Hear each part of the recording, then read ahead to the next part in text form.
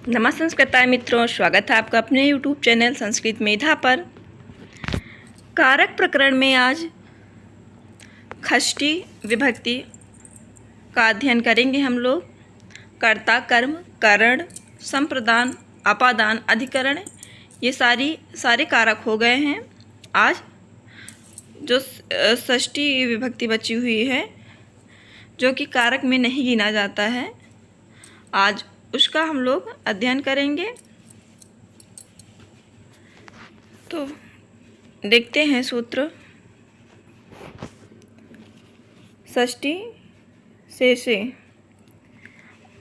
अर्थात कारक और जो प्रातिपदिकार्थ से भिन्न होते हैं, जो स्वस्वामी भाव संबंध को शेष कहते हैं।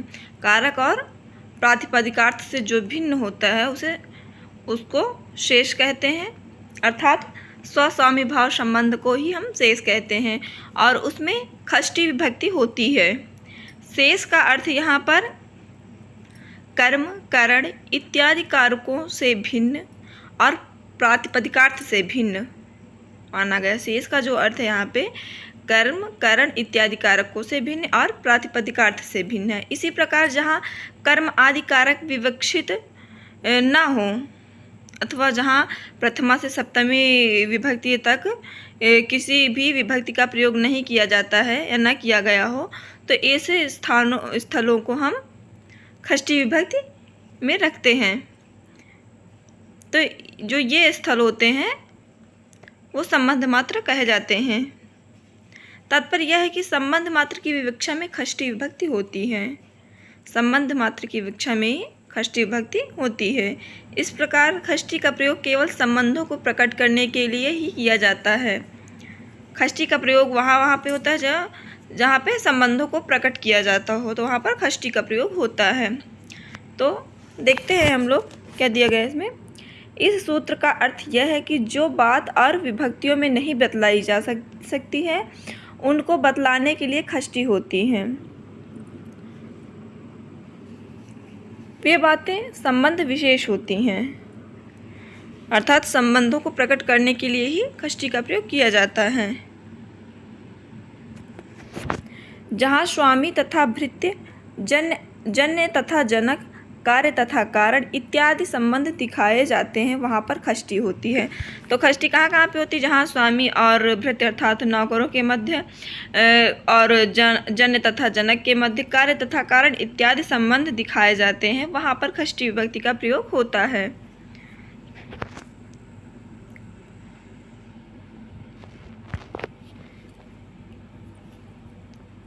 तो ये तीन प्रकार के संबंध हैं, जैसे स्वस्वामी भाव संबंध अर्थात स्वामी और भृत्य का, जन्य जनक भाव संबंध अर्थात जन्य और तथा जनक का, कार्य कारण भाव संबंध अर्थात कार्य तथा कारण इत्यादि संबंध दिखाए जाते हैं। तो राज्ञा पुरुषा जो है अर्थात राजा का पुरुष, तो ये स्वस्वामी भाव संबंध के अंतर्गत आता है। राज्ञा पुरुषा अर्थात राजा का पुरुष, तो इस वाक्य में जो राजा है वो स्वामी है और जो पुरुष है वो सेवक है। तो यहाँ पर स्वस्वामी भाव संबंध होने से राजन शब्द से षष्ठी शेषे सूत्र से षष्ठी विभक्ति होकर के राज्ञा बना है। तो यहाँ पर स्वस्वामी भाव संबंध होने से राजन शब्द में षष्ठी शेषे सूत्र से षष्ठी विभक्ति होकर के राज्ञा बना है। इसमें देखिए क्या दिया गया है। यहाँ पर राजा स्वामी है और पुरुष जो है वह भृत्य है, भृत्य अर्थात सेवक या नौकर जो भी कह ले। इसी प्रकार स्वामी तथा भृत्य का संबंध दिखलाने के लिए राज्ञा में षष्ठी विभक्ति हुई है। तो यहाँ पर षष्ठी शेषे सूत्र से षष्ठी विभक्ति हुई है। अगला है बालकस्य माता अर्थात बालक की माता। तो यहाँ पर बालक जन्य अर्थात पैदा होने वाला है और माता जननी अर्थात पैदा करने वाली है।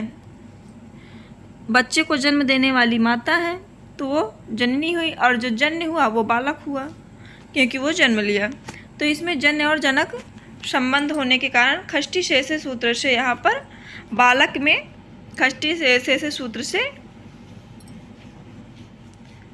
बालकस्य होकर के षष्ठी विभक्ति में बालकस्य बना।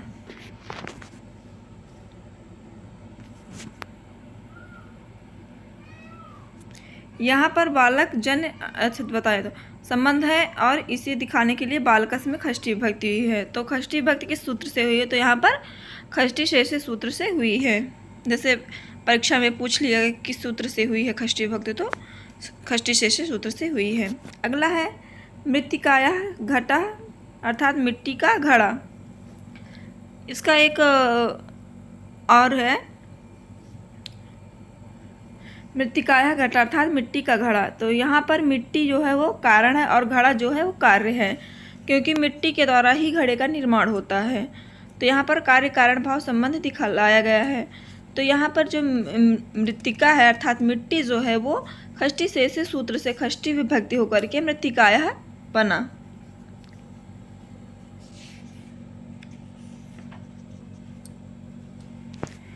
इसमें और बहुत सारे उदाहरण हैं, जैसे शताम शताम गतम अर्थात एक सेकेंड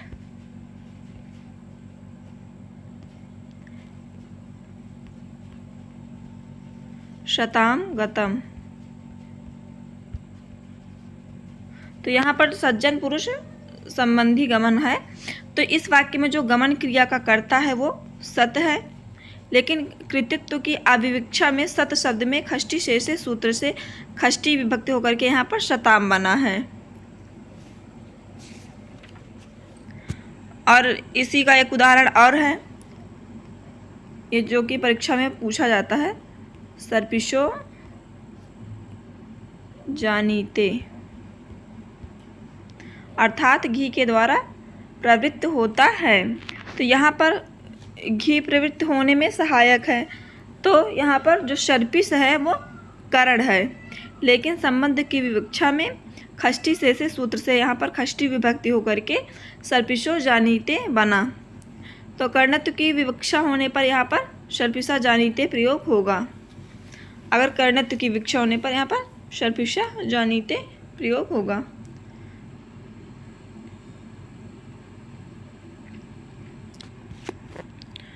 अगला उदाहरण है, एक और है इसमें, यह बहुत पूछा जाता है। मातु स्मृति अर्थात वह माता को याद करता। तो यहाँ पर स्मृति धातु का कर्म माता है। स्मृति धातु का जो कर्म है वो माता है, और कर्मण द्वितीय सूत्र से यहाँ पर कर्म की अविवक्षा होने पर यहाँ पर संबंध की विवक्षा में कर्म की अविवक्षा होने पर संबंध की विवक्षा में षष्ठी शेष सूत्र से षष्ठी विभक्ति होकर के मातु स्मृति ये वाक्य बना। यहाँ पर कर्म की अविवक्षा होने पर और संबंध की विवक्षा होने पर षष्ठी शेष सूत्र से यहाँ पर षष्ठी विभक्ति होकर के मातु शब्द बना।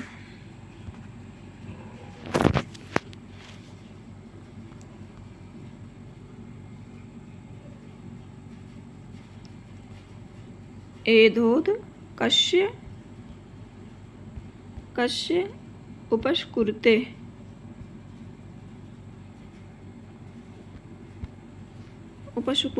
अर्थात लकड़ी और जल संबंधी गुण का आधान करता है। एकोध कश्योप कुरुते। तो इस वाक्य में उपस्कुरुते जो है, उपस्कुरुते क्रिया का कर्म है। ये उपस क्रिया जो है ये क्रिया का कर्म है एकोद एधोदक।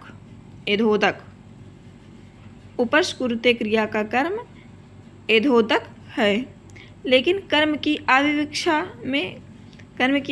में षष्ठी शेष सूत्र से संबंध मात्र की विवक्षा में यहाँ पर षष्ठी विभक्ति होकर के एधोद कश्य बना। ये कुछ उदाहरण थे जो परीक्षाओं में पूछे जाते थे, जो इस किताब में नहीं दिया गया था। तो मित्रों आज इतना ही, फिर मिलते हैं अगले वीडियो में। तब तक के लिए धन्यवाद। अगर वीडियो पसंद आई तो please like share and subscribe करें।